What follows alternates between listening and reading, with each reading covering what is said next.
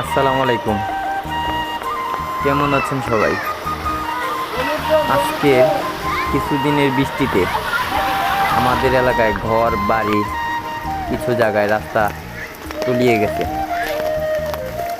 মানুষের চলাফেরা অনেকটাই কষ্টে পড়েছে।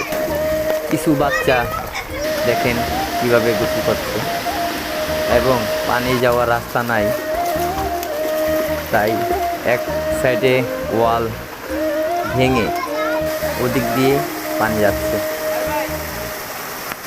এলাকার মানুষের চলাফেরা অনেকটাই কষ্টের ভিতরে।